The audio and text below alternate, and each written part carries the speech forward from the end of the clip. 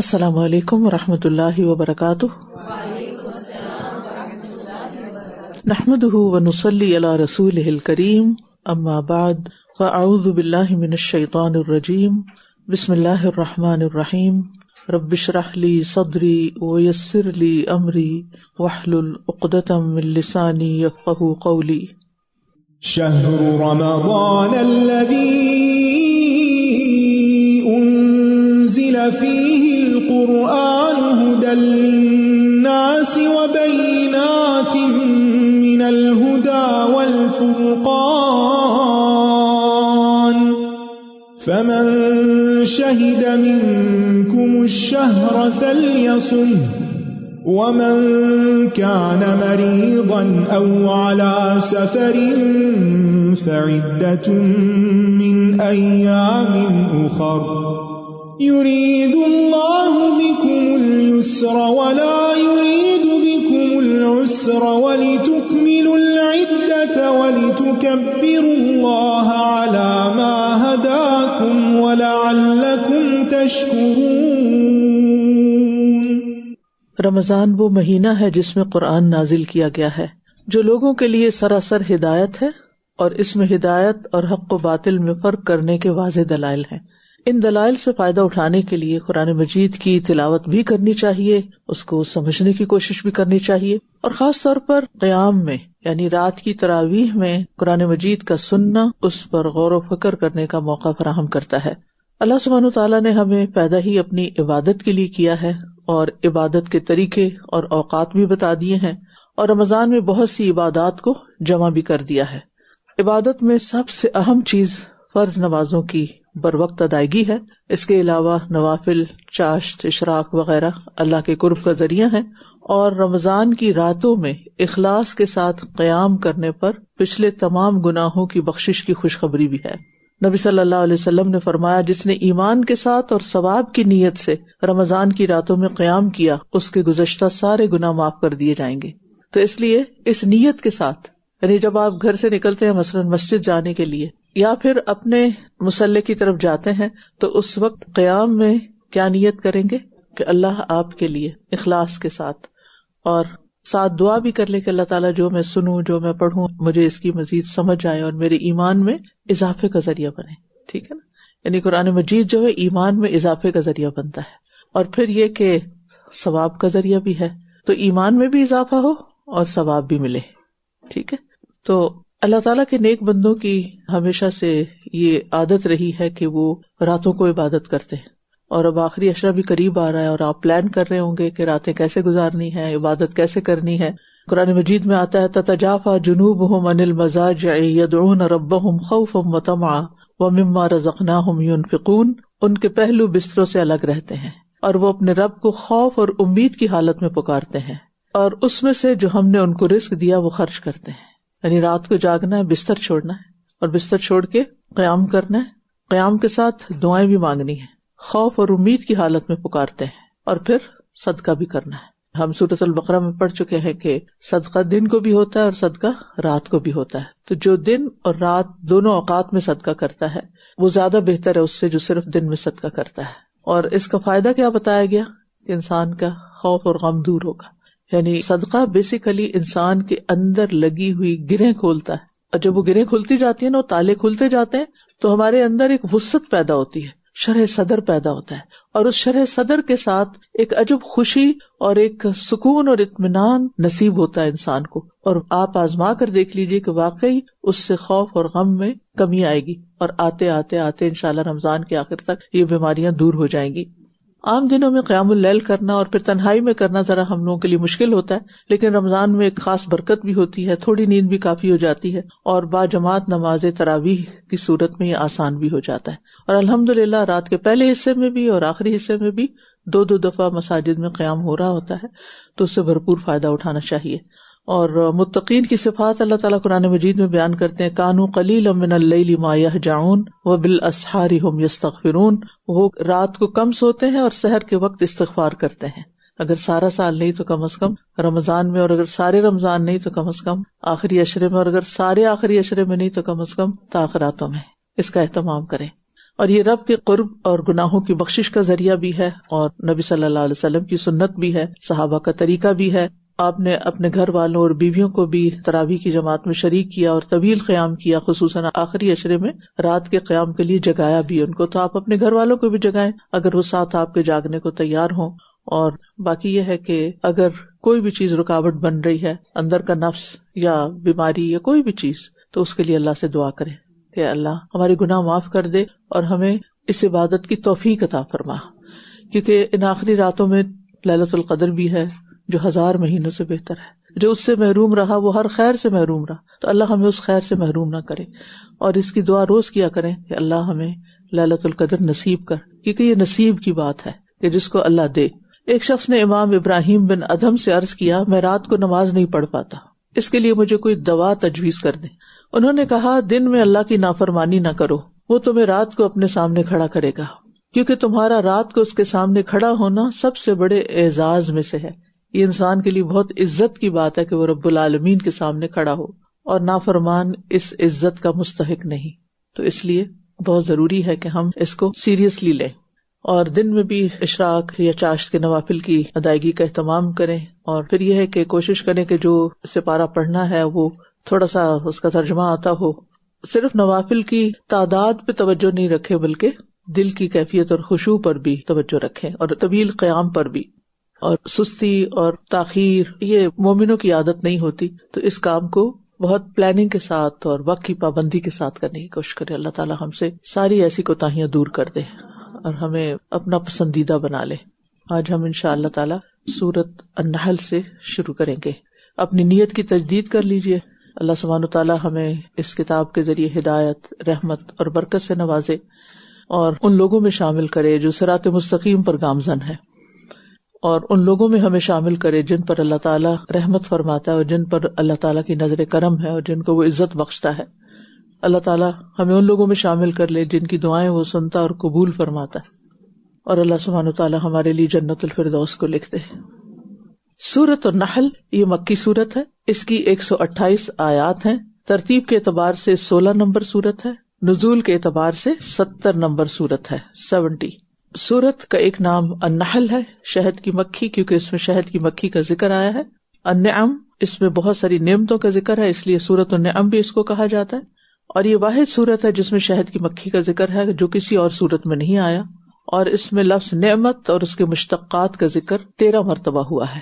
اس میں خیر اور شر کے متعلق ایک جامع آیت ہے، ان اللہ یأمر بالعدل والاحسان وایتاء ذی القربى، جو آپ نے جمعے کے خطبوں میں سنی ہوگی.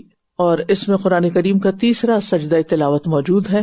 اور اس سورت کا مقصد یہ ہے کہ نعمتوں کی یاد دہانی کرائی جائے، اور جو نعمتیں ہیں وہ نعمت دینے والے کی طرف اشارہ کرتی ہیں اور اس کی عبادت کو لازم قرار دیتی ہیں، اور اس کی نعمتوں کا شکر ادا کرنے کی دعوت دیتی ہیں. بسم اللہ الرحمن الرحیم. أتى أمر الله فلا تستعجلوه سبحانه وتعالى عما يشركون. ينزل الملائكة بالروح من أمره على من يشاء من عباده أن أنذروا أنه لا إله إلا أنا فاتقون. خلق السماوات والأرض بالحق تعالى عما يشركون. خلق الإنسان من نطفة فإذا هو خصيم مبين. والأنعام خلقها لكم فيها دفء ومنافع ومنها تأكلون. وَلَكُمْ فِيهَا جَمَالٌ حِينَ تُرِيحُونَ وَحِينَ تَسْرَحُونَ وَتَحْمِلُ أَثْقَالَكُمْ إِلَى بَلَدٍ لَمْ تَكُونُوا بَالِغِيهِ إِلَّا بِشِقِّ الْأَنفُسِ إِنَّ رَبَّكُمْ لَرَءُوفٌ رَحِيمٌ وَالْخَيْلَ وَالْبِغَالَ وَالْحَمِيرَ لِتَرْكَبُوهَا وَزِينَةً وَيَخْلُقُ مَا لَا تَعْلَمُونَ وَعَلَى اللَّهِ قَصْدُ السَّبِيلِ وَمِنْهَا جَائِرٌ وَلَوْ شَاءَ لَهَدَاكُمْ أَجْمَعِينَ۔ اللہ کا حکم آ پہنچا، پس تم اسے جلدی نہ مانگو، وہ پاک اور بلند تر ہے اس سے جو یہ شریک ٹھہراتے ہیں۔ سورۃ الحجر کے اختتام اور نحل کے آغاز میں ایک خوبصورت ربط ہے۔ سورۃ الحجر کا اختتام وَاصْبِرْ وَمَا صَبْرُكَ إِلَّا بِاللَّهِ سے ہو رہا ہے کہ صبر کیجیے، اور النحل کا آغاز فَلَا تَسْتَعْجِلُوهُ سے ہو رہا ہے کہ جلدی نہ کیجیے، کیونکہ صبر جلدی کے منافی ہے۔ اور سورت کو بغیر کسی تمہید کے ایک تنبیہی جملے سے شروع کیا گیا ہے، یعنی کفار مکہ عذاب کو اس طرح بار بار مانگتے جیسے تکیہ کلام بار بار دہرایا جاتا ہے کہ لے آؤ عذاب، تو بتایا جا رہا ہے کہ اللہ کا عذاب تمہارے سر پہ ہے، اب اس کے ٹوٹ پڑنے کے لیے جلدی نہ مچاؤ، اور جو مہلت باقی ہے اس سے فائدہ اٹھاؤ۔ اور عطا ماضی کا صیغہ لایا گیا ہے، یعنی اس کا آنا بالکل یقینی ہے، سمجھو آ ہی چکا، اب دیر نہیں۔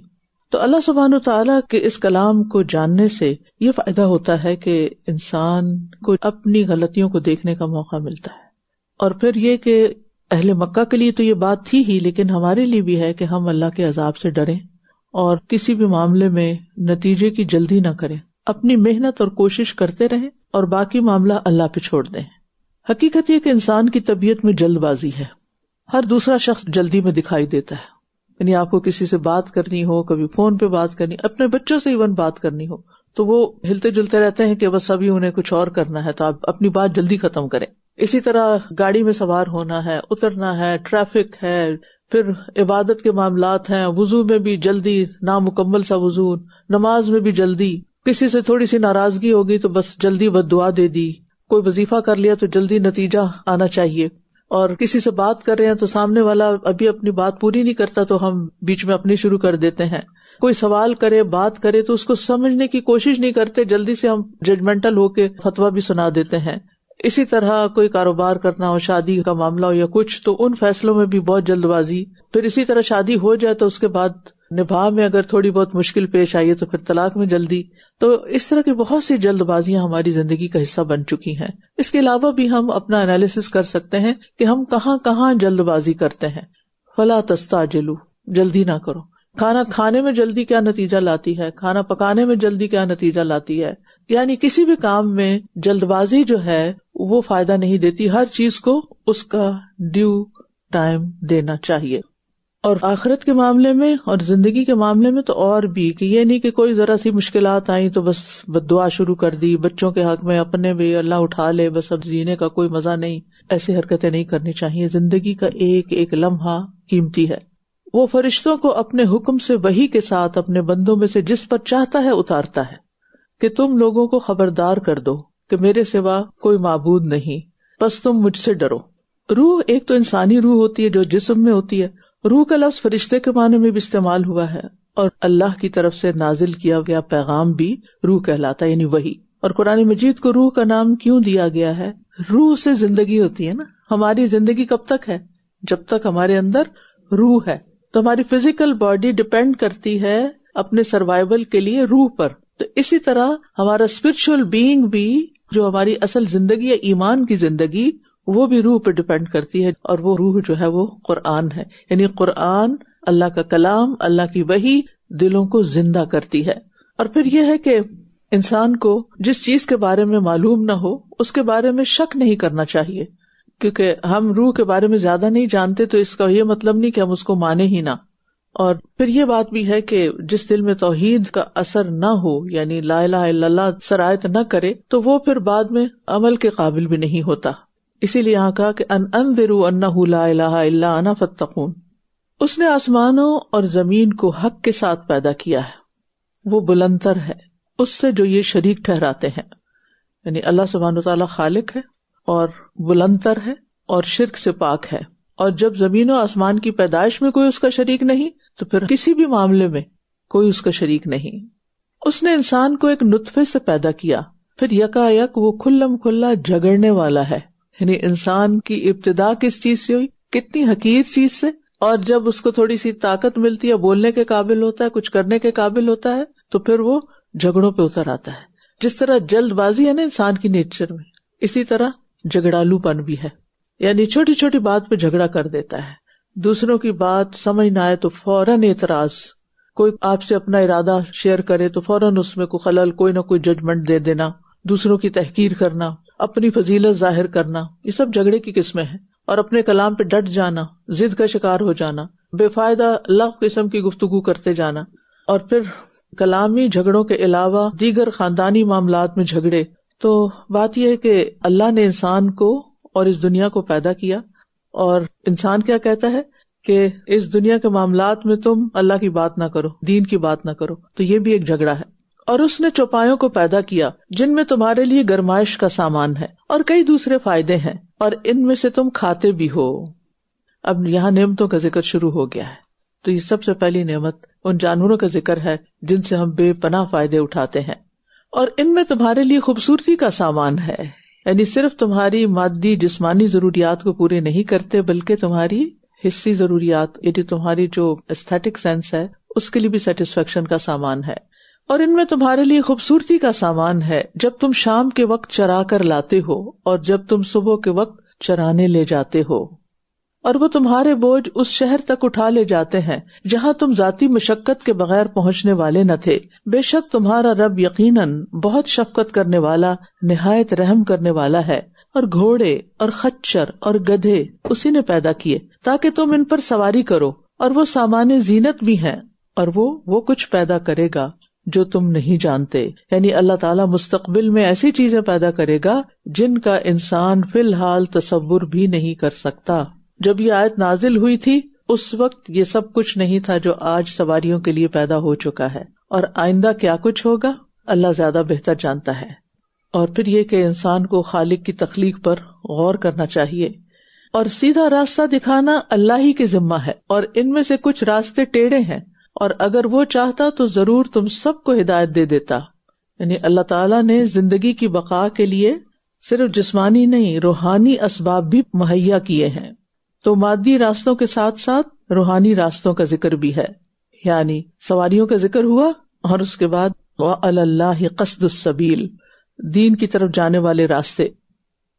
هو الذي أنزل من السماء ماء لكم منه شراب ومنه شجر فيه تسيمون ينبت لكم به الزرع والزيتون والنخيل والأعناب ومن كل الثمرات إن في ذلك لآية لقوم يتفكرون وسخر لكم الليل والنهار والشمس والقمر والنجوم مسخرات بأمره إن في ذلك لآيات لقوم يعقلون وما ذرأ لكم في الأرض مختلفا ألوانه إن في ذلك لآية لقوم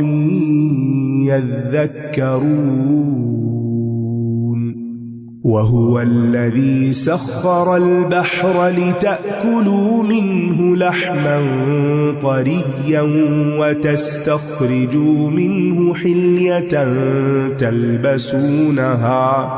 وتستخرجوا منه حلية تلبسونها وترى الفلك مواخر فيه ولتبتغوا من فضله ولعلكم تشكرون وألقى في الأرض رواسي أن تميد بكم وأنهارا وسبلا لعلكم تهتدون وعلامات وبالنجم هم يهتدون أفمن يخلق كمن لا يخلق أفلا تذكرون وإن تعدوا نعمة الله لا تحصوها إن الله لغفور رحيم والله يعلم ما تسرون وما تعلنون والذين يدعون من دون الله لا يخلقون شيئا وهم يخلقون أموات غير أحياء وما يشعرون أيان يبعثون. وہی ہے جس نے تمہارے لیے آسمان سے پانی اتارا جس سے تم پیتے ہو اور اسی سے درخت اگتے ہیں جن میں تم جانور چراتے ہو. تو جسم کے لیے نباتاتی نعمتوں کا بیان ہے، یعنی پہلے ان جانوروں کا ذکر کیا جن سے انسان لحمی غذائیں یعنی پروٹین وغیرہ حاصل کرتا ہے، اور پھر یہاں پر نباتاتی غذائیں یعنی یہ ساری چیزیں انسان کے لیے ضروری ہیں ایک بیلنسڈ ڈائٹ کے لیے. وہ تمہارے لیے اس پانی کے ذریعے کھیتی، زیتون، کھجور کے درخت، انگور اور ہر قسم کے پھل اگاتا ہے. بے شک اس میں یقیناً ایک نشانی ہے ان لوگوں کے لیے جو غور و فکر کرتے ہیں. اور اس نے تمہارے لیے رات اور دن اور سورج اور چاند کو مسخر کیا اور اس کے حکم سے ستارے مسخر کیے گئے ہیں. بے شک اس میں یقیناً نشانیاں ہیں ان لوگوں کے لیے جو عقل رکھتے ہیں. تسخیر کا مطلب ہے کسی چیز کو اس کا اختیار اور مرضی ختم کر کے اپنا تابع بنا کر اپنی مرضی کے مطابق چلانا. تو اللہ نے انسان کے لیے دن، رات، سورج، چاند مسخر کیے ہیں، یعنی وہ تمہارے فائدے کے لیے ہیں. اور پھر اللہ نے مسخر کیا یعنی اللہ ہی کے حکم کے تابع ہیں اور تمہارے فائدے کے لیے اس نے مسخر کیے ہیں، یعنی ان کی اپنی مرضی نہیں ہے بلکہ اللہ کی مرضی ان پہ چلتی ہے. اور وہ مرضی کیا ہے کہ انسان اس سے فائدہ اٹھائے. تمہارے لیے یہ سب کچھ کیا ہے، یعنی تمہاری بقا کے لیے، تمہاری ضروریات پوری کرنے کے لیے، تمہیں فائدے پہنچانے کے لیے اللہ نے ان سب کو پابند کر رکھا ہے. کیونکہ یہ لفظ بار بار آئے گا تو اس لیے اس پر توجہ فرمائیے.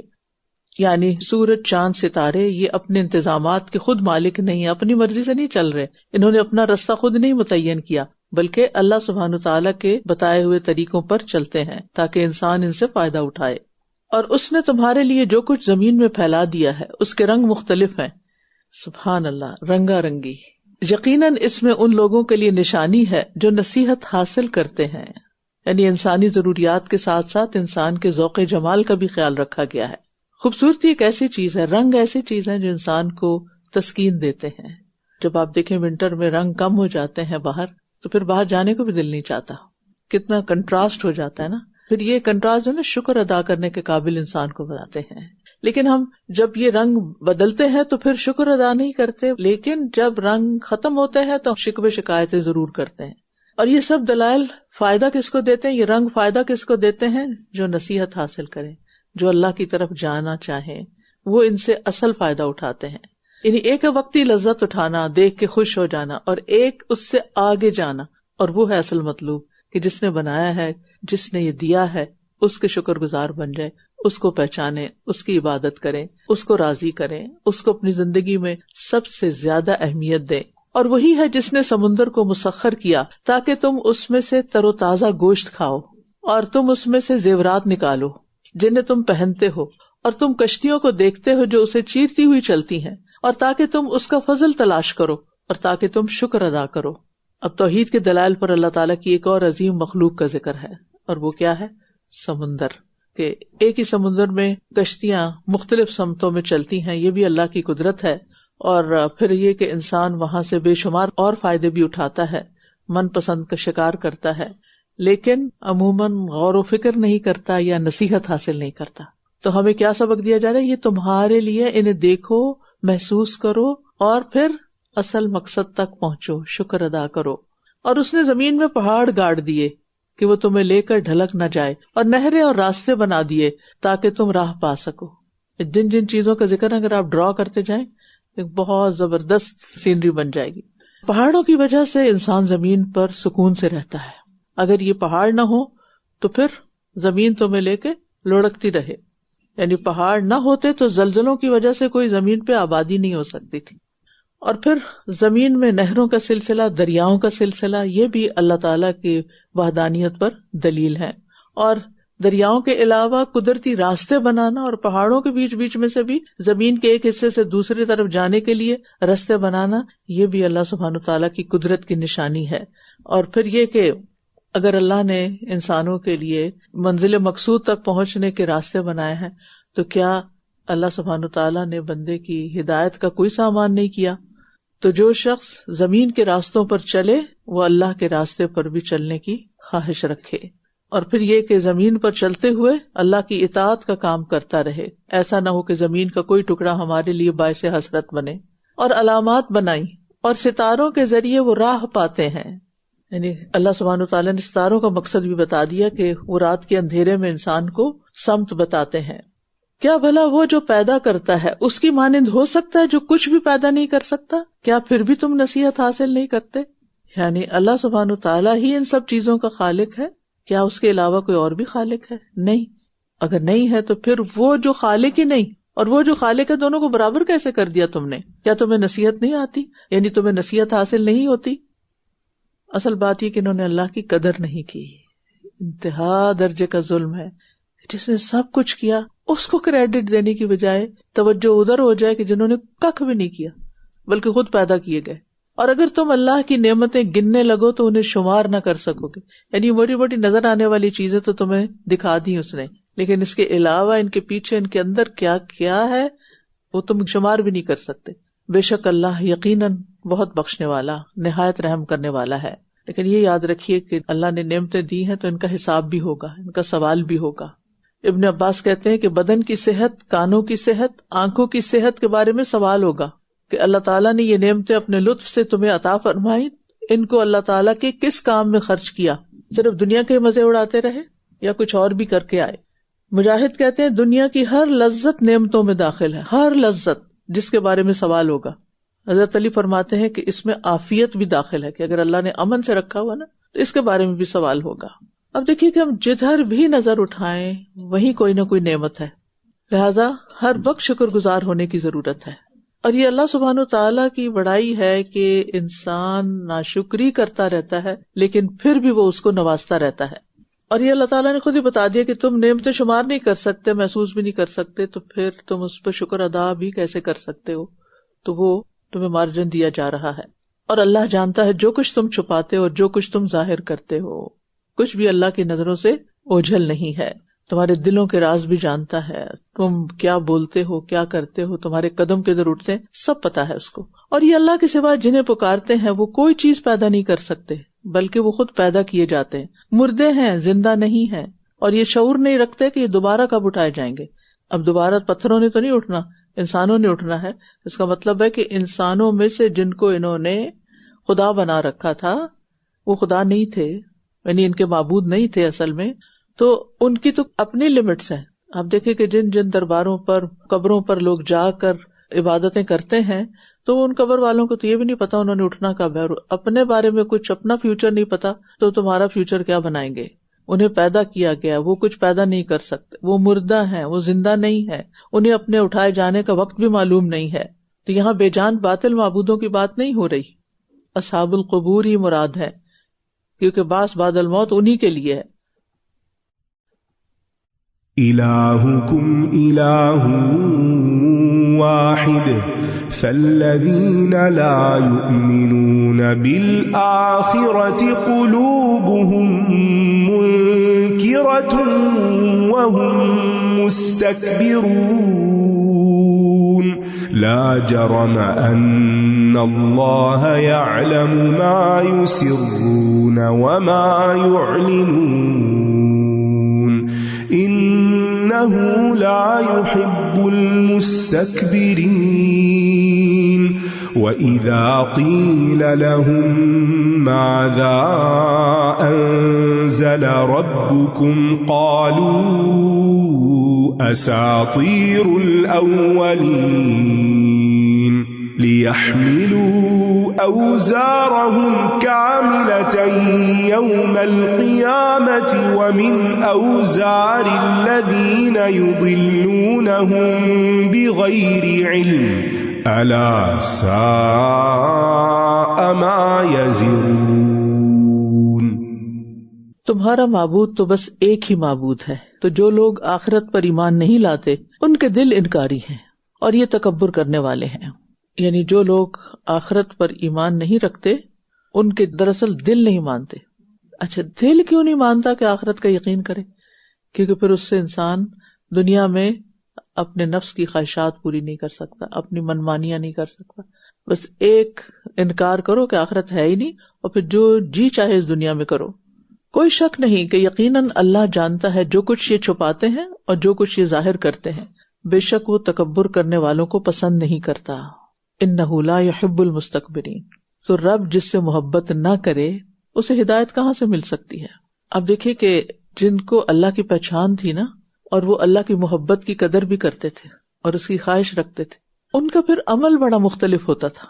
حسن بن علی رضی اللہ عنہ کے بارے میں آتا ہے کہ ایک دن مساکین کے پاس سے گزرے جو کچھ کھا رہے تھے، تو انہوں نے انہیں بلایا اور انہوں نے ان کی دعوت قبول کی، پھر ان کے ساتھ کھایا، پھر یہ آیت تلاوت کی، انہ لا يحب المستکبرین۔ پھر ان مساکین کو اپنے گھر بلایا، انہیں کھلایا اور ان کو عزت دی، کیونکہ جو متکبر ہوتا ہے وہ دوسرے انسانوں کو حقیر سمجھتا ہے۔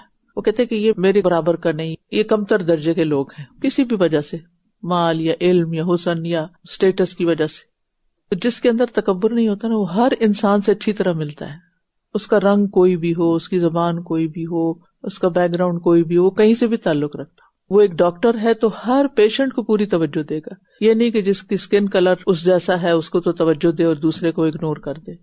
تکبر سارے معاملات کی خرابی کی جڑ ہے۔ جس کے اندر سے تکبر نکل جاتا ہے نا، اس کا معاملہ انسانوں کے ساتھ ہر صورت بہتر ہو جاتا ہے، کیونکہ وہ ان کو اہمیت دینے لگتا ہے۔ وہ یک طرفہ خیر اور بھلائی اور احسان کرتا ہے، اگرچہ یہ مشکل ہوتا ہے لیکن اس کو اللہ سے اجر ملنے کی توقع ہوتی ہے کہ جو کام جتنی مشکل سے کیا جائے اتنا ہی اس کا اجر پڑا ہے۔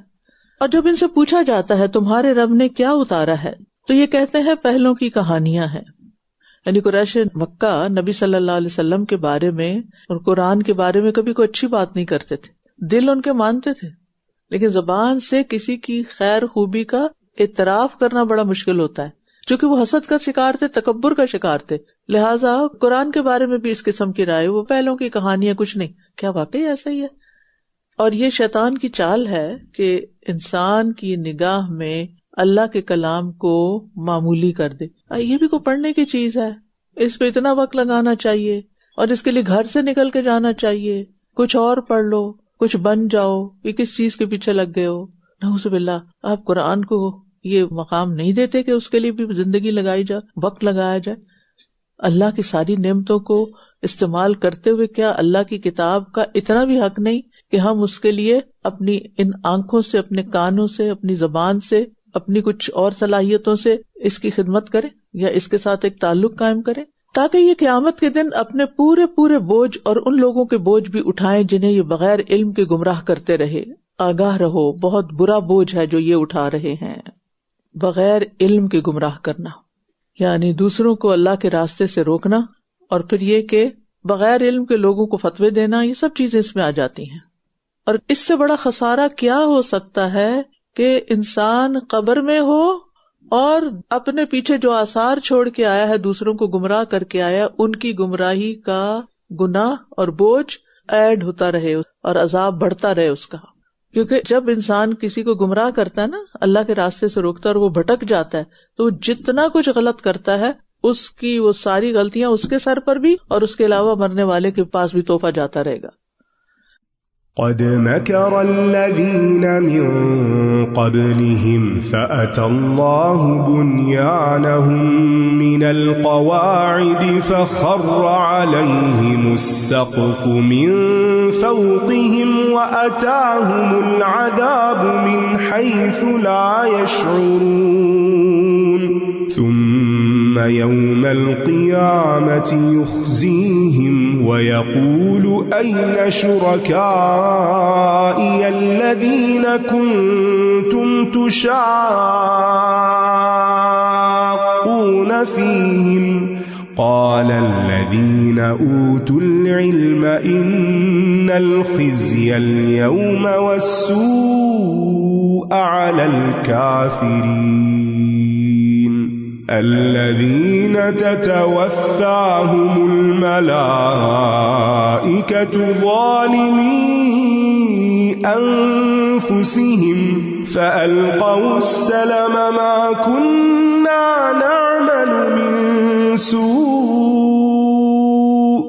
بلى إن الله عليم بما كنتم تعملون فادخلوا أبواب جهنم خالدين فيها فلبئس مثوى المتكبرين وقيل للذين اتقوا ماذا أنزل ربكم قالوا خيرا للذين أحسنوا في هذه الدنيا حسنة ولدار الآخرة خير ولنعم دار المتقين جنات عدن يدخلونها تجري من تحتها الأنهار لهم فيها ما يشاءون كذلك يجزي الله المتقين الذين تتوفاهم الملائكة طيبين يقولون سلام عليكم ادخلوا الجنة بما كنتم تعملون هل ينظرون إلا أن تأتيهم الملائكة أو يأتي أمر ربك كذلك فعل الذين من قبلهم وما ظلمهم الله ولكن كانوا أنفسهم يظلمون فأصابهم سيئات ما عملوا وحاق بهم ما كانوا به يستهزئون. یقیناً ان سے پہلے کے لوگوں نے بھی چالیں چلی تھیں تو اللہ ان کی عمارت کی بنیادوں سے آیا تو ان کے اوپر سے چھت انہی پر گر پڑی اور ان پر وہاں سے عذاب آیا جہاں سے یہ شعور بھی نہ رکھتے تھے. یعنی جس طرح کوئی شخص ایک عمارت بنائے تو دوسرا شخص خفیہ طریقے سے اس کی بنیادوں کو کھوکھلا کر دے کہ عمارت کی چھت گر پڑے اور بنانے والے اپنے مکان کی چھت کے نیچے ہی آ کر ہلاک ہو جائیں. تو اسی طرح یہ ہے کہ کفار نبی صلی اللہ علیہ وسلم کے خلاف مکر کے محل تعمیر کر رہے تھے، یعنی بڑی بڑی سازشیں کر رہے تھے، اور اللہ سبحانہ وتعالیٰ ان کے سازشوں کے محلات کی جڑیں کھوکھلی کر رہا تھا اور وہ انہی کے اوپر گرنے والی تھی، یعنی وہ سازشیں خود انہی پہ پلٹنے والی تھی. یعنی یہ سازشیں کرنے والے جس عمارت کے اندر رہتے ہیں اللہ اس کی بنیادوں کو ہی کمزور کر دے گا اور ان کے اوپر ہی گرا دے گا.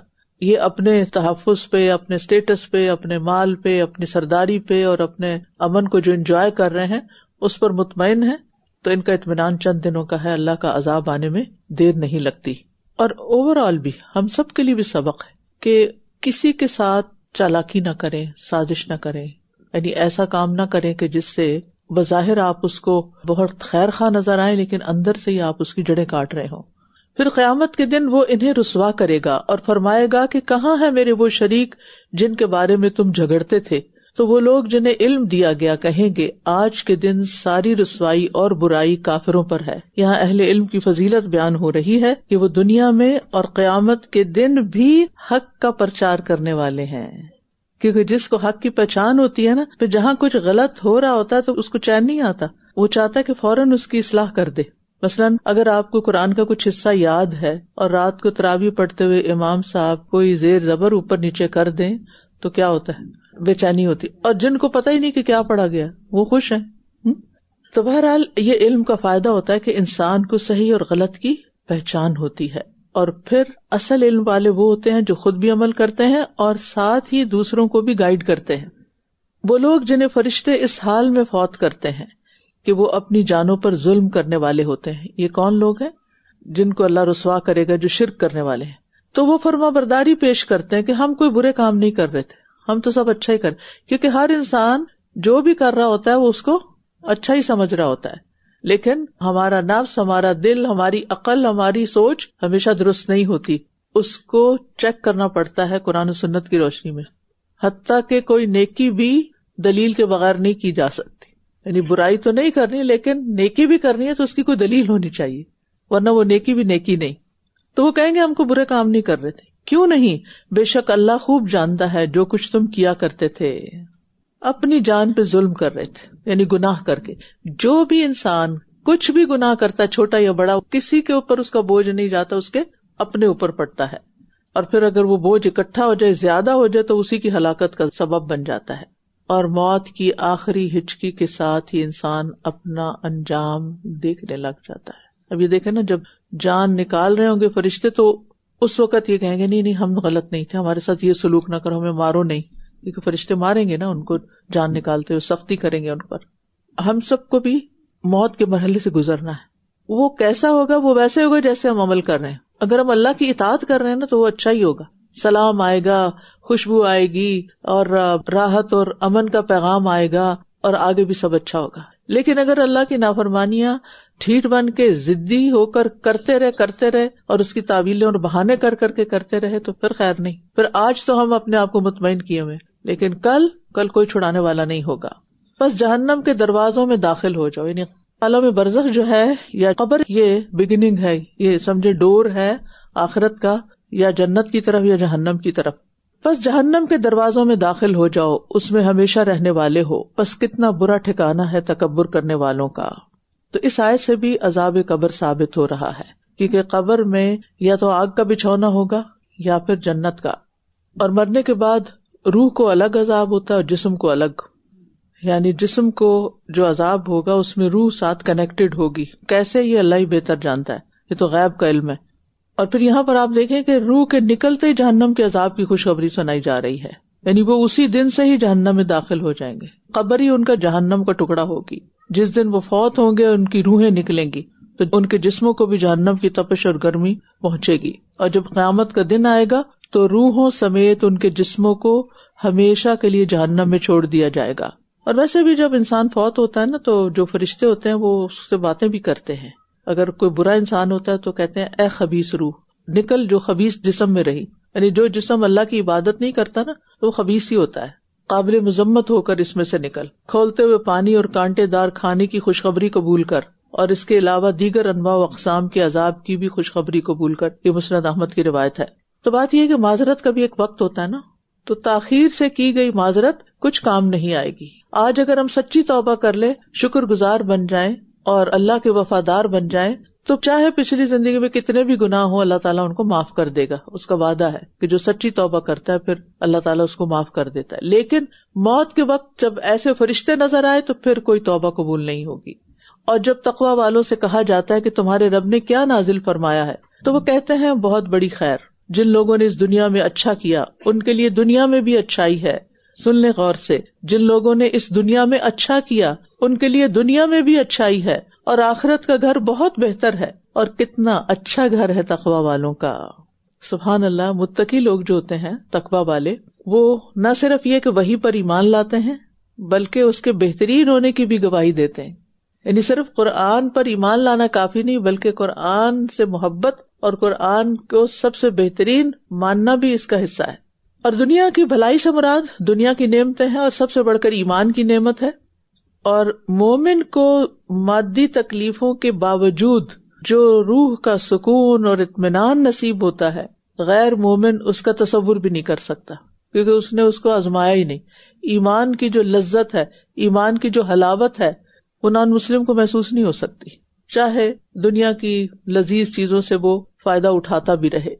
اور وَلَدَارُ الْآخِرَةُ، وہی آخری گھر ہے، فائنل ڈیسٹینیشن، سب ڈبے سے اتر جائیں گے. اب ہمیشگی کے باغات ہیں جن میں وہ داخل ہوں گے، ان کے نیچے سے نہریں بہ رہی ہوں گی، وہاں جو کچھ وہ طلب کریں گے ان کے لیے موجود ہوگا.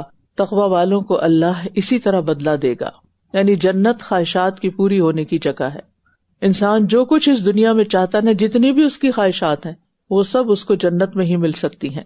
دنیا میں بڑی سے بڑی تفریح گاہ ہو نا، خوبصورت سے خوبصورت جگہ ہو، ایک وقت آتا ہے انسان کا دل بھر جاتا ہے. اور جو لوگ ایسے مقامات پہ رہتے ہیں جن کو ہم دیکھ کے فیسینیٹ ہوتے ہیں، وہ ان کی نگاہ میں کچھ بھی نہیں ہوتے، لیکن جنت سے کبھی دل نہیں بھرے گا. اور اس آیت سے جو بڑی خاص بات پتہ چل رہی ہے وہ یہ کہ نیک لوگ، متقی لوگ دنیا میں بھی اللہ تعالیٰ کے انعامات کے مستحق ہوتے ہیں. جو اللہ کے ساتھ مخلص ہوتے ہیں، جو اللہ کی مخلوق کے ساتھ بھلائی کرتے ہیں، دنیا میں بھی انعام پاتے ہیں، اور آخرت میں تو وہ نعمتیں ہیں جو کسی نے دیکھی ہی نہیں. وہ جنہیں فرشتے اس حال میں فوت کرتے ہیں کہ وہ پاک صاف ہوتے ہیں، سبحان اللہ، پاک صاف. وہ کہتے ہیں سلام ہو تم پر، داخل ہو جاؤ جنت میں ان اعمال کے بدلے جو تم کیا کرتے تھے. یعنی متقی لوگ ابھی دنیا سے رخصت بھی نہیں ہوتے کہ انہیں جنت میں داخل ہونے کی خوشخبری دے دی جاتی، کہہ دیا جاتا ہے. پاکیزہ زندگی گزارنے والوں کو پاکیزہ موت آتی ہے، لہذا پاکیزہ زندگی گزاریں، جسمانی طور پر بھی، روحانی طور پر، دل کو بھی صاف کرتے رہیں.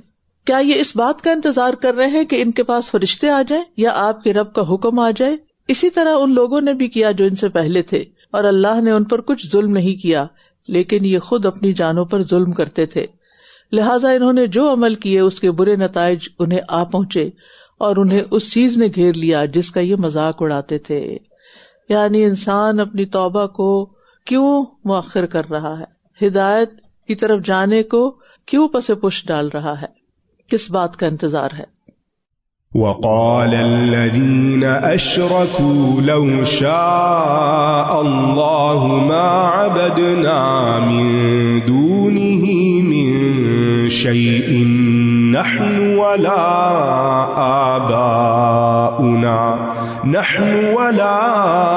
آباؤنا ولا حرمنا من دونه من شيء كذلك فعل الذين من قبلهم فهل على الرسل إلا البلاغ المبين وَلَقَدْ بَعَثْنَا فِي كُلِّ أُمَّةٍ رَسُولًا أَنِ اعْبُدُوا اللَّهَ وَاجْتَنِبُوا الطَّاغُوتَ فَمِنْهُمْ مَنْ هَدَى اللَّهُ وَمِنْهُمْ مَنْ حَقَّتْ عَلَيْهِ الضَّلَالَةُ فَسِيرُوا فِي الْأَرْضِ فَانظُرُوا كَيْفَ كَانَ عَاقِبَةُ الْمُكَذِّبِينَ. إِن تَحْرِصْ عَلَى هُدَاهُمْ فَإِنَّ اللَّهَ لَا يَهْدِي مَن يُضِلُّ وَمَا لَهُم مِّن نَّاصِرِينَ. وَأَقْسَمُوا بِاللَّهِ جَهْدَ أَيْمَانِهِمْ لَا يَبْعَثُ اللَّهُ مَن يَمُوتُ بَلَى وَعْدًا عَلَيْهِ حَقًّا وَلَكِنَّ أَكْثَرَ النَّاسِ لَا يَعْلَمُونَ. لِيُبَيِّنَ لَهُمُ الَّذِي يَخْتَلِفُونَ فِيهِ وَلِيَعْلَمَ الَّذِينَ كَفَرُوا أَنَّهُمْ كَانُوا كَاذِبِينَ. إِنَّمَا قَوْلُنَا لِشَيْءٍ إِذَا أَرَدْنَاهُ أَن نَّقُولَ لَهُ كُن يكون. اور جن لوگوں نے شرک کیا وہ کہتے ہیں اگر اللہ چاہتا تو ہم اس کے سوا کسی اور چیز کی عبادت نہ کرتے، نہ ہم اور نہ ہی ہمارے آباء و اجداد، اور نہ ہم اس کے حکم کے سوا کسی چیز کو حرام قرار دیتے. ان سے پہلے کے لوگوں نے بھی اسی طرح کیا تھا. تو رسولوں کے ذمہ تو صرف کھلم کھلا پیغام پہنچا دینا ہی ہے. یہ بھی انسان کی ایک بری عادت ہے کہ وہ اپنی غلطی کا الزام دوسروں پہ دھر دیتا ہے، حتیٰ کہ وہ اس بات سے بھی نہیں شرماتا کہ اللہ کو مورد الزام ٹھہرائے. اور یہ شیطان نے کیا تھا نا سب سے پہلے، اور یہی شیطانی رویہ ہوتا ہے کہ دوسرے کو ذمہ دار قرار دینا اپنی غلطی کے. اور آج بھی آپ دیکھیں دنیا میں بہت سے لوگ ایسے ہیں جو غلط کام کرتے ہیں، حرام کاریاں کرتے ہیں، اور حرام کاموں کے ارتکاب کے لیے تقدیر کو بہانہ بنا لیتے ہیں، جو اپنے فرائض ادا نہیں کرتے، دوسروں کے حق ادا نہیں کرتے، اور پھر کہتے ہیں اللہ چاہتا تو ہو جاتا. تو بات یہ کہ انسان کا دل اور ضمیر بھی گواہی دے رہا ہوتا ہے کہ وہ زیادتی کر رہے ہیں، لیکن اس کو چپ کرا دیتے ہیں. تو اللہ سبحانہ وتعالیٰ نے اس کی تردید کر دی ہے. اور بلا شبہ ہم نے ہر امت میں ایک رسول بھیجا کہ اللہ کی عبادت کرو اور طاغوت سے بچو. تو ان میں سے بعض ایسے تھے جنہیں اللہ نے ہدایت دی، اور ان میں سے بعض ایسے تھے جن پر گمراہی ثابت ہو گئی. لہٰذا زمین میں چلو پھرو، پھر دیکھو جھٹلانے والوں کا انجام کیسا ہوا. ہر رسول یہی پیغام لے کر آیا ہے کہ لوگوں ایک اللہ کی عبادت کرو، اور عبادت میں ہر قول اور عمل شامل ہے جو اللہ کی پسند کے مطابق ہو، چاہے ظاہری ہو یا باطنی ہو. اور گمراہی کی طرف دعوت دینے والا ہر شخص طاغوت ہے، حد سے بڑا ہوا، جس میں شیطان بھی ہے، معبودان باطلہ بھی ہیں. عبادت میں بگاڑ کب آتا ہے؟ جب اس میں طاغوت شامل ہو جاتا ہے. یہ طاغوت کی مختلف شکلیں. بعض اوقات لوگ اپنے رسم و رواج کو عبادت پر ترجیح دیتے ہیں، یا وہ کہتے ہیں کہ ہمارے ہاں ایسا نہیں ہوتا جب انہیں کوئی چیز سنت سے بتائی جاتی ہے. تو ایسے میں پھر کون سی چیز اصلاح کا باعث ہوتی ہے کہ انسان اپنے اندر وسعت پیدا کرے، زمین میں چل پھر کر دیکھے، پچھلی امتوں کے واقعات سے نصیحت پکڑے کہ کس طرح ان کی تباہی ہوئی جب انہوں نے شرک کو نہیں چھوڑا. اگر آپ ان کی ہدایت پر حریص ہیں تو اللہ اسے ہدایت نہیں دیتا جسے وہ گمراہ کر دے، اور ان کے لیے کوئی بھی مددگار نہیں. اس سے یہ پتہ چلتا ہے کہ نبی صلی اللہ علیہ وسلم لوگوں سے بے حد ہمدردی رکھتے تھے، اور جینوئنلی چاہتے تھے کہ ہر کوئی ہدایت پر ہو. اپنے دل سے پوچھے، کیا آپ کے دل میں یہ آتا ہے کہ سب لوگ ہدایت پہ آ جائیں، سب لوگ اللہ کے بن جائیں، اور یہ اللہ کی نافرمانیاں نہ کریں، اور یہ ضد چھوڑ دیں، اور یہ نافرمانیاں اور گناہ چھوڑ دیں؟ یہ بھی پیغمبر کی ایک سنت ہے کہ دوسروں کے لیے خیر چاہنا اور ان کے لیے فکر مند ہونا. اور پھر یہ ہے کہ انسان کو ہدایت کو بہترین انداز میں پیش کرنا چاہیے تاکہ لوگ اسے قبول کر سکے. جس کے اندر جتنی تڑپ ہوگی نا کہ لوگ ہدایت قبول کر لیں، وہ اس کی پریزنٹیشن اتنی اچھی رکھے گا. یعنی جب آپ چاہتے ہیں کہ آپ کی کوئی چیز قبول کر لی جائے، اس کی ایکسپٹنس ہو، تو پھر آپ اس کو پریزنٹ کیسے کرتے ہیں؟ چاہے کوئی اسپیچ ہو، چاہے کوئی کتاب ہو، چاہے کوئی کارڈ ہو، چاہے کوئی کھانا ہو، چاہے کوئی گفٹ ہو، کیا کرتے ہیں؟ کس چیز کی توجہ دیتے؟ آپ کو پتہ ہے کہ صرف پریزنٹیشن کے اوپر کتنا وقت لگا دیا جاتا ہے. گفٹ ریپنگ اور پیکنگ، اگرچہ میں اس کے سخت خلاف ہوں کیونکہ مجھے تو کھولنا بھی ایک عذاب لگتا ہے، اور پھر ساتھ ساتھ تکلیف ہو رہی ہوتی ہے کہ یہ اس کے اوپر جتنا پیسہ لگا ہے، اس کو کس دل سے میں اس کو بن میں پھینکوں، اور اگر سنبھال کے رکھوں تو کہاں رکھوں اور کس لیے رکھوں. لیکن ہم سمجھ سے کام نہیں لیتے نا، صرف اندر کچھ بھی نہ ہو، پریزنٹیشن بہت بڑی، چھوٹی سی چیز ہوتی ہے اور اتنا بڑا ڈبہ، اور اتنا کچھ اس پہ لکھا ہوتا ہے، وہ کس نے پڑھنا ہے، اور 2 لینگویجز میں لکھا ہوا ہے. یہ سب پریزنٹیشن ہی ہے. لیکن جب دین کی باری آتی ہے تو ہماری پریزنٹیشن کہاں جاتی ہے؟ ایسے بھونڈے طریقے سے بعض اوقات پیش کرتے ہیں کہ دوسرے اس سے اوفینڈ ہو جاتے ہیں.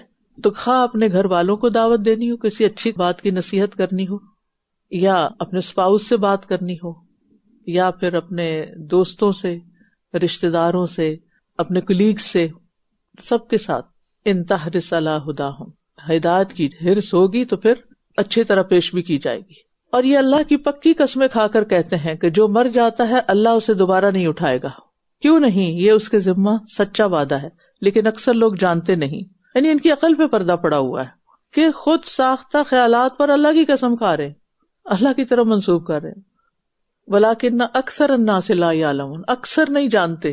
تو وہ کم لوگ جن کے پاس علم ہے، جو جانتے ہیں، وہ قابل تعریف ہے. اللہ ہمیں ان میں شامل رکھے، تاکہ وہ ان کے لیے وہ چیز واضح کر دے جس میں یہ اختلاف کر رہے ہیں، اور تاکہ جنہوں نے کفر کیا وہ جان لیں کہ یقیناً یہ جھوٹے تھے. بے شک جب ہم کسی چیز کا ارادہ کرتے ہیں تو ہمارا اس کے بارے میں یہ کہنا ہوتا ہے کہ ہو جا تو وہ ہو جاتی ہے.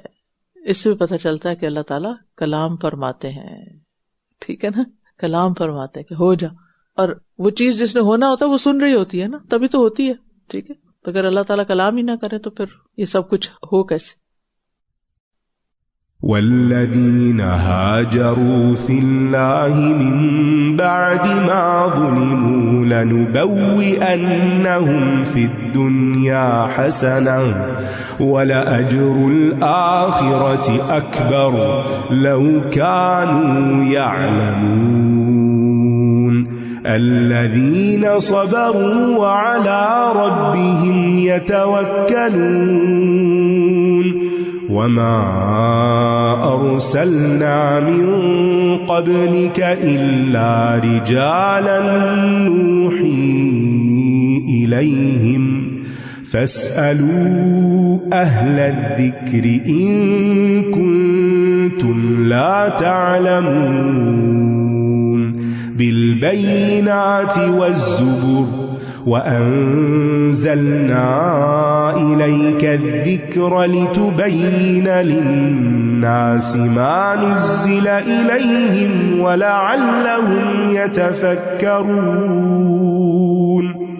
أفأمن الذين مكروا السيئات أن يخسف الله بهم الأرض أو يأتيهم العذاب من حيث لا يشعرون أو يأخذهم في تقلبهم فما هم بمعجزين أو يأخذهم على تخوف فإن ربكم لرؤوف رحيم أولم يروا إلى ما خلق الله من شيء يتفيأ ظلاله عن اليمين والشمائل سجدا لله وهم داخرون ولله يسجد ما في السماوات وما في الأرض من دابة والملائكة وهم لا يستكبرون يخافون ربهم من فوقهم ويفعلون ما يؤمرون. اور جن لوگوں نے ظلم سہنے کے بعد اللہ کی راہ میں ہجرت کی, یقیناً ہم انہیں دنیا میں بھی اچھا ٹھکانہ دیں گے اور آخرت کا اجر یقیناً بہت بڑا ہے. کاش وہ جانتے ہوتے. یہاں ہجرت حبشہ کرنے والوں کا ذکر ہے.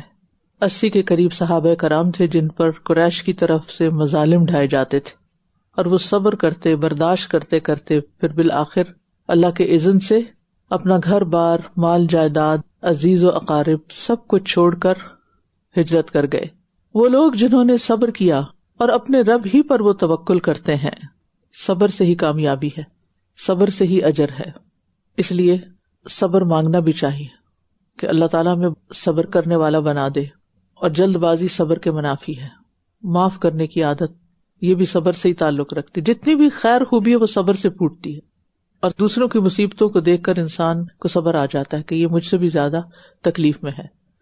اور پھر یہ کہ یہ لوگ اللہ پر بھروسہ کرتے ہیں, اپنے پر نہیں, کیونکہ جو اپنے پہ بھروسہ کرتا ہے میں کر لوں گا, مجھے آتا ہے, وہ اکثر نہیں کر پاتا. کوشش آپ کی ہونی چاہیے لیکن بھروسہ اللہ پر. اور توکل کا مطلب ہوتا ہے کسی کی ذات پر اعتماد کرنا, یعنی اللہ پر ہمارا ٹرسٹ ہے, اعتماد ہے کہ اللہ میں عاجز ہوں, کمزور ہوں, اور تو سب کچھ کر سکتا ہے. تو جو شخص یہ توکل رکھتا ہے اس کے دنیا اور آخرت کے سارے معاملات آسان ہو جاتے ہیں. اور یہ کہ وَعَلَىٰ رَبِّهِمْ يَتَوَكَّلُونَ, یعنی اپنے رب پر ہی وہ توکل کرتے ہیں, یعنی اس کے علاوہ کسی اور سے امیدیں نہیں رکھتے. اسی کی طرف رجوع کرتے ہیں اپنا مقصد پانے کے لیے, اسی کی طرف پناہ لیتے ہیں, اسی سے اپنی حاجتیں مانگتے ہیں, اسی سے امیدیں وابستہ کرتے ہیں, کیونکہ وہ جانتے ہیں کہ ہوتا وہی ہے جو اللہ چاہتا ہے, کوئی اس کا شریک نہیں, کوئی اس کے فیصلوں کو رد نہیں کر سکتا. تو انسان جب اللہ پہ بھروسہ کرتا ہے تو اس کے لیے بڑے سے بڑے غم ہلکے ہو جاتے ہیں، بڑی سے بڑی مشکلات آسان ہو جاتی ہیں. اور زندگی میں یہ بے چینی اور انگزائٹی، ان سب چیزوں کا علاج صبر میں ہے، توکل میں ہے. اور ہم نے آپ سے پہلے بھی مردوں کو ہی رسول بنا کر بھیجا جن کی طرف ہم وحی کرتے تھے، بس اگر تم نہیں جانتے تو اہل علم سے پوچھ لو. یعنی ان کا اعتراض تھا نا کہ پیغمبر بشر کیوں ہیں، تو اس کا جواب دیا جا رہا ہے. بڑی خوبصورت آیت ہے، فَاسْأَلُوا أَهْلَ الذِّكْرِ إِن كُنتُمْ لَا تَعْلَمُونَ. یعنی نمبر 1، جس چیز کا علم نہ ہو علم والے سے پوچھ لو، علم حاصل کرو اس کے بارے میں. اور اگر علم ہے لیکن ادھورا ہے، کمال نہیں ہے اس میں، تو ماہرین سے سوال کرو، اہل الذکر سے، جو اس فیلڈ کا ایکسپرٹ ہے اس کو کنسلٹ کرو. اور اگر اللہ کے بارے میں جاننا ہے تو بھی فَاسْأَلْ بِهِ خَبِيرًا، جو اللہ کی پہچان رکھتا ہے نا اس سے پوچھو اللہ کون ہے. تو اچھا سوال، اچھی نیت، اچھا ارادہ یہ علم کا دروازہ کھول دیتا ہے. واضح دلائل اور صحیفوں کے ساتھ، اور ہم نے یہ ذکر آپ کی طرف اتارا تاکہ آپ لوگوں کو واضح کر دیں جو ان کی طرف نازل کیا گیا ہے، اور تاکہ وہ غور و فکر کریں. تو یہ ذکر کون سا ہے؟ قرآن. اللہ نے اس کو نازل کیا ہے. کس پر نازل کیا ہے؟ محمد صلی اللہ علیہ وسلم پر. کیوں نازل کیا ہے؟ تاکہ آپ ان کو ایکسپلین کریں کہ اللہ تعالیٰ تم سے کیا چاہتے ہیں.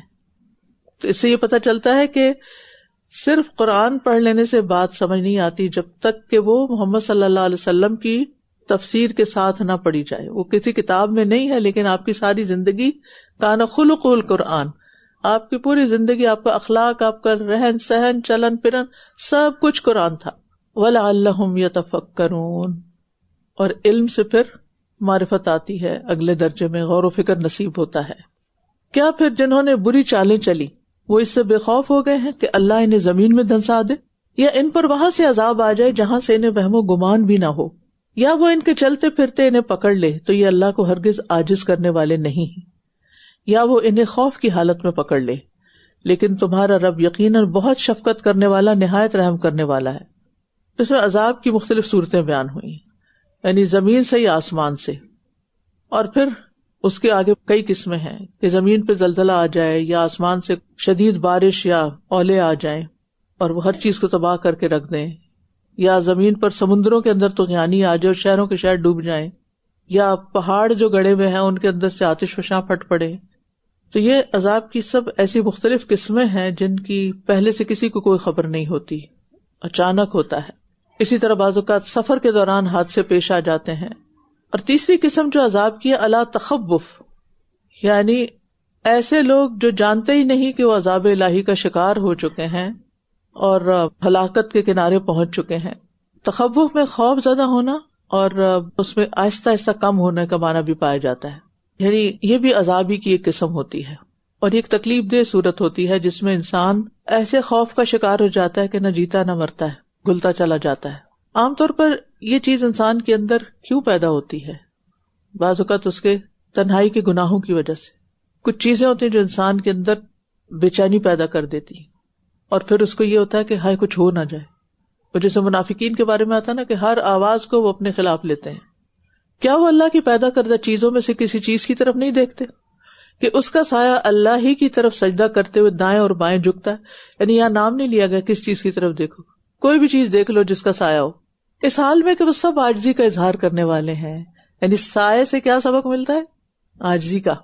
اور تمام جاندار اللہ ہی کے لیے سجدہ کرتے ہیں جو آسمانوں اور زمین میں ہے، اور فرشتے بھی سجدہ کرتے ہیں اور وہ تکبر نہیں کرتے. تو ہر ایک کا سجدہ مختلف ہے. اب دیکھیے کہ جب دن ڈھلتا ہے تو سایہ بھی جھک جاتا ہے، پھر آہستہ آہستہ لمبا ہوتا ہے. یعنی پہلے قیام میں تھا، پھر رکوع میں آ گیا، اور پھر آخر میں سجدے میں چلا گیا. وہ اپنے رب سے ڈرتے رہتے ہیں جو ان کے اوپر ہے، اور جو حکم وہ دیے جاتے ہیں اسے بجا لاتے ہیں. یعنی کچھ لوگ تو دنیا کے خوف میں مبتلا رہتے ہیں اور کچھ لوگ اللہ کے خوف میں. اور خاص طور پہ فرشتے جو ہیں وہ اللہ کے جلال سے ڈرتے ہیں، کیونکہ ان کو پہچان ہے نا اللہ کی. جس کو جتنی بھی پہچان ہے اللہ کی، اس کے اندر اتنی ہی خشیت ہے. اب دیکھیں بے جان چیزیں سجدہ کر رہی ہیں نا، وہ اللہ کا حق پہچانتی ہیں. تو کیا انسان کو سمجھ نہیں آتی کہ یہ اللہ کا حق ہے اور مجھے دینا چاہیے اور مجھے اس کے آگے جھک جانا چاہیے؟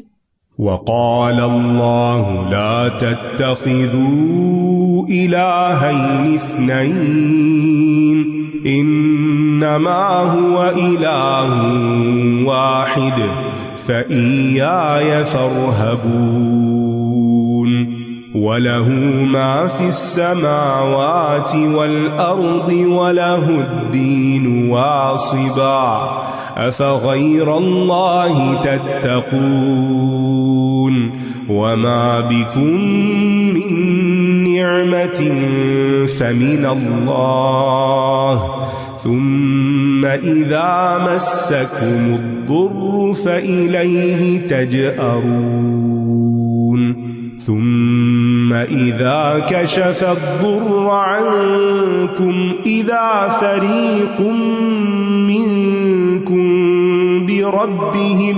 يشركون ليكفروا بما آتيناهم فتمتعوا فسوف تعلمون ويجعلون لما لا يعلمون نصيبا مما رزقناهم تالله لتسألن عما كنتم تفترون ويجعلون لله البنات سبحانه ولهم ما يشتهون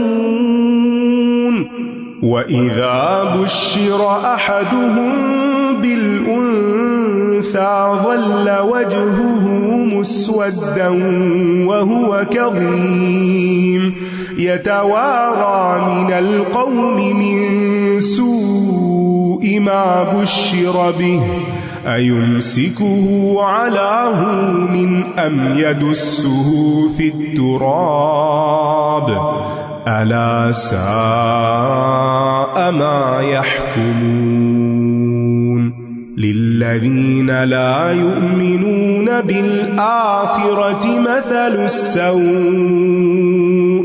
ولله المثل الأعلى وهو العزيز الحكيم۔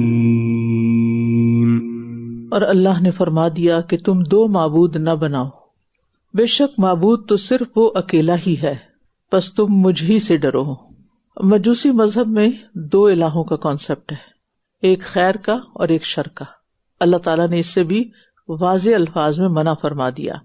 اور آسمانوں اور زمین میں جو کچھ ہے سب اسی کا ہے اور اسی کی اطاعت لازم ہے۔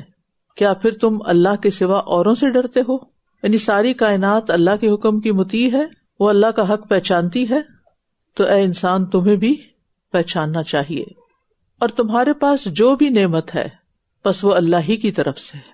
کبھی ہم اس پر یقین کرتے ہیں کہ جو کچھ ملا ہے مجھے وہ اللہ ہی کی طرف سے ملا ہے؟ ہم صرف جو ذریعہ ہوتا ہے نا، جس کے ذریعے ملتا ہے، بس ہم اسی کو اپریشیٹ کرتے رہتے ہیں۔ پھر جب تمہیں کوئی تکلیف پہنچتی ہے تو تم اسی سے فریاد کرتے ہو۔ تو بات یہ ہے کہ شکر ادا کرنا بھی ایک بہت بڑی نیکی ہے نا، اور نیکی کی توفیق ملنا بھی اللہ ہی کی طرف سے ہوتا ہے۔ تو انسان جب یہ جان لیتا ہے نا کہ یہ نعمت اللہ کی طرف سے مجھے ملی ہے، تو پھر وہ دوڑ پڑتا ہے اس بات کے لیے کہ میں اللہ کو راضی کر لوں، تاکہ وہ مجھے آئندہ بھی نعمتیں دیتا رہے اور پائیدار زندگی میں ہمیشہ کے لیے۔ اور یہ جو یہاں پر آئے نا، تم اسی سے فریاد کرتے ہو، تجأرون، یہ ہوتا ہے مدد طلب کرنے کے لیے اونچی آواز نکالنا، گڑ گڑانا۔ اور یہ جنگلی جانوروں کے چیخنے چلانے کے لیے آتا ہے، جیسے شیر داڑے مثلاً۔ تو بات یہ ہے کہ جب انسان پہ بہت تکلیف آتی ہے تو پھر وہ چیختا ہے، چلاتا ہے بعض اوقات اور فریادیں کرتا ہے۔ پھر جب وہ تم سے تکلیف ہٹا دیتا ہے تو یکایک تم میں سے کچھ لوگ اپنے رب کے ساتھ شریک ٹھہرانے لگتے ہیں۔ یعنی انسان کو کبھی زندگی میں خوشی ملتی ہے اور کبھی غم ہوتا ہے، کبھی درد ہے تو کبھی آرام ہے، کبھی بیماری ہے تو کبھی صحت ہے، کبھی تفکرات اور الجھنیں ہیں تو کبھی آسودگی بھی ہے۔ ایک دن ہمارا بہت اچھا گزرتا ہے تو دوسرے دن میں کوئی نہ کوئی جسمانی یا روحانی یا کسی قسم کی کوئی تکلیف آ جاتی ہے۔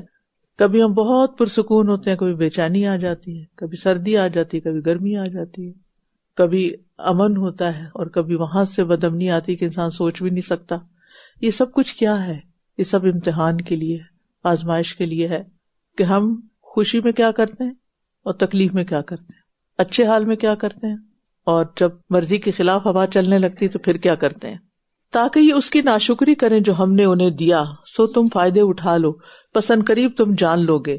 اور جو رزق ہم نے انہیں عطا کیا اس میں سے یہ ان بتوں کے لیے ایک حصہ مقرر کرتے ہیں جنہیں یہ جانتے بھی نہیں.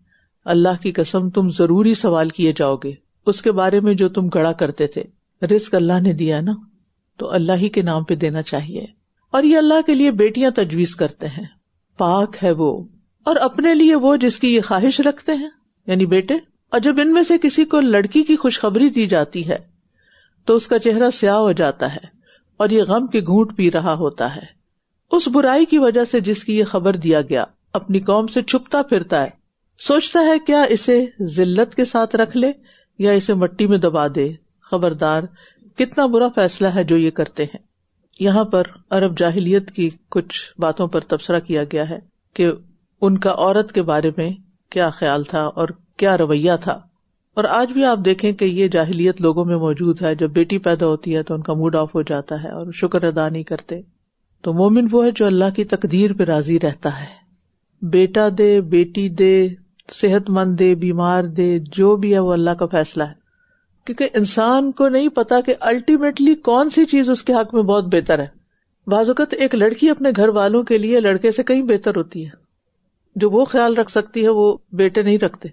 اور پھر آپ دیکھیے کہ بعض اوقات ہو سکتا ہے کسی کا کوئی special child who, special needs child. اب بظاہر تو بہت بھاری ذمہ داری ہے اور بہت تکلیف دہ بات ہے، لیکن انسان کو نہیں پتا کہ اس تکلیف سے گزر کر اس کے لیے کتنے بلند درجات ہیں اور کتنا بڑا اجر ہے. کہ قیامت کے دن دوسرے لوگ جن کے بچے صحت مند اور کامیاب تھے وہ رش کریں گے اس پر کہ جس کو اللہ نے کوئی بیمار بچہ دے دیا اور اس نے اس کی دل کی خوشی سے قدر کی اور اس کی پرورش کی، اس کے لیے ساری تکلیفیں اٹھائیں. تو انسان کو انجام سامنے رکھ کے چیزوں کا دیکھنا چاہیے، صرف یہ نہیں کہ اس وقت مجھے کیا ملا ہوا ہے اور یہ کیوں مل گیا ہے. جو لوگ آخرت پر ایمان نہیں رکھتے ان کے لیے بری مثال ہے اور اللہ کے لیے سب سے بلند مثال ہے اور وہ بہت زبردست خوب حکمت والا ہے. بری مثال کا مطلب یعنی نقص، کوتاہی، اور اعلیٰ مثال سے مراد یعنی سب سے بہترین صفت. اور اللہ تعالیٰ کی تو ہر صفت ہی اعلیٰ اور برتر ہے. اس کا علم وسیع ہے، اس کی قدرت لامتناہی ہے. استاذہ جی، یخافون ربہم من فوقہم والی جو آیت ہے نا، تو اس میں میں سوچ رہی تھی کہ جو خشیت ہے انسان کے اندر وہ بھی اللہ کی پہچان کے مطابق ہی آتی ہے. تو اس کا مطلب یہ ہے کہ ہمیں اپنے اندر علم کے ساتھ اللہ تعالیٰ کی پہچان کو اور زیادہ کرنا ہے اگر ہم خشیت زیادہ چاہتے ہیں اپنے اندر اللہ تعالیٰ کی. اور علم والوں کی تو پہچان ہی خشیت ہے.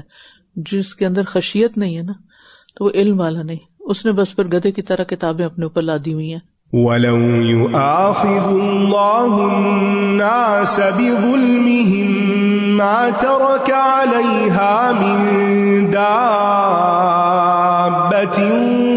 وَلَكِن يُؤَخِّرُهُمْ إِلَىٰ أَجَلٍ مُّسَمًّى فَإِذَا جَاءَ أَجَلُهُمْ لَا يَسْتَأْخِرُونَ سَاعَةً وَلَا يَسْتَقْدِمُونَ وَيَجْعَلُونَ لِلَّهِ مَا يَكْرَهُونَ وَتَصِفُ أَلْسِنَتُهُمُ الْكَذِبَ أَنَّ لَهُمُ الْحُسْنَى لَا جَرَمَ أَنَّ لَهُمُ النَّارَ وَأَنَّهُمْ مُفْرَطُونَ تَاللَّهِ لَقَدْ أَرْسَلْنَا إِلَىٰ أُمَمٍ مِّن قَبْلِكَ فَزَيَّنَ لَهُمُ الشَّيْطَانُ أَعْمَالَهُمْ فَهُوَ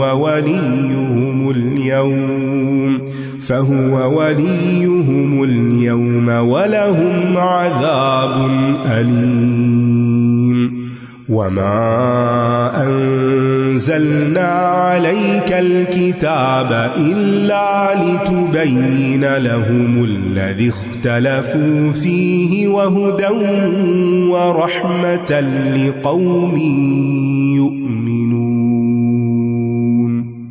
وَاللَّهُ أَنزَلَ مِنَ السَّمَاءِ مَاءً فَأَحْيَا بِهِ الْأَرْضَ بَعْدَ مَوْتِهَا إِنَّ فِي ذَلِكَ لَآيَةً لِقَوْمٍ يَسْمَعُونَ. اور اگر اللہ لوگوں کو ظلم کی وجہ سے ان کو پکڑنے لگے تو اس زمین پر کوئی جاندار نہ چھوڑے لیکن وہ انہیں ایک مقرر مدت تک کے لیے مہلت دے رہا ہے. پھر جب ان کا مقررہ وقت آ جاتا ہے تو یہ ایک گھڑی نہ پیچھے رہ سکتے ہیں اور نہ آگے بڑھ سکتے ہیں. مہلت ملنے سے دھوکہ نہیں کھانا چاہیے، کیونکہ مہلت کا ایک وقت ہے، اور انسان دھوکہ کیسے کھا جاتے ہیں کہ شاید یہ جیسے سب چل رہا ہے ایسے ہی ہمیشہ چلتا رہے گا، لیکن حالات بدل جاتے ہیں.